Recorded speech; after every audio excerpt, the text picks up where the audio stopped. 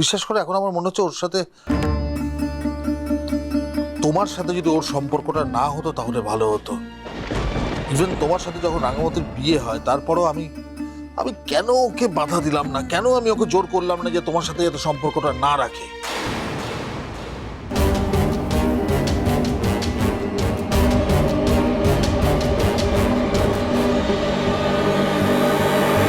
খুব আফসোস হচ্ছে জানো তো, অসহায় লাগছে নিজে।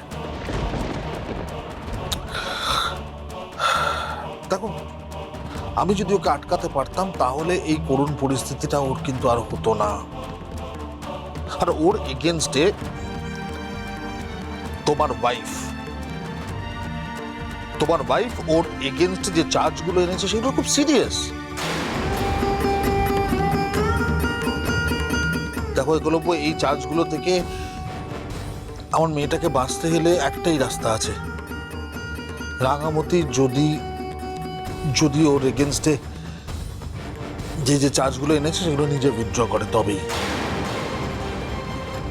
অবশ্যই তার সঙ্গে ওর ফিজিক্যাল সার্টিফিকেট দিতে হবে, যে ফিট সেটা দেখাতে হবে।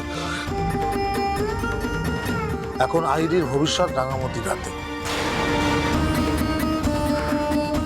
আঙ্কেল দেখুন, রাঙামতি আহিরির বিরুদ্ধে আনা চার্জেসগুলো সরিয়ে নেবে কিনা আমি জানি না, তবে আমি তো ওকে আজকে দেখতে গিয়েছিলাম, ওর অবস্থা সত্যি ভালো নয়। ও কেমন যেন একটা ঘোরের মধ্যে আছে। আর সত্যি আপনি ঠিক কথাই বলেছেন, আমি দোষী, আমি পুরো সিচুয়েশনটার জন্যই দায়ী। আহিরি কি চেয়েছিল জীবনে? আহিরি আমাকে ভালোবেসেছিল, আমার সঙ্গে একটা জীবন কাটাতে চেয়েছিল, এই স্বপ্নটাই তো দেখেছিল। মাঝপথে রাঙামতির সঙ্গে বিয়ে হয়ে সবটাই যেন এলোমেলো হয়ে গেল। মাঝপথে আমি যদি বাধ্য হয়ে রাঙামতিকে বিয়ে না করে আহিরিকে বিয়ে করতাম তাহলে হয়তো সবকিছুই ঠিক থাকতো। এখন আমি বুঝতে পারছি আঙ্কেল, আহিরি যা করেছে আমাকে ভালোবেসে করেছে, আমাকে পাওয়ার ডেসপারেশনে করেছে। আহিরির জীবনে আমি ছাড়া আর কেউ নেই, কিচ্ছু নেই। শুধু আমাকেই ভালোবেসেছে। ওর জীবনটা নষ্ট হওয়ার জন্য আমিই দায়ী।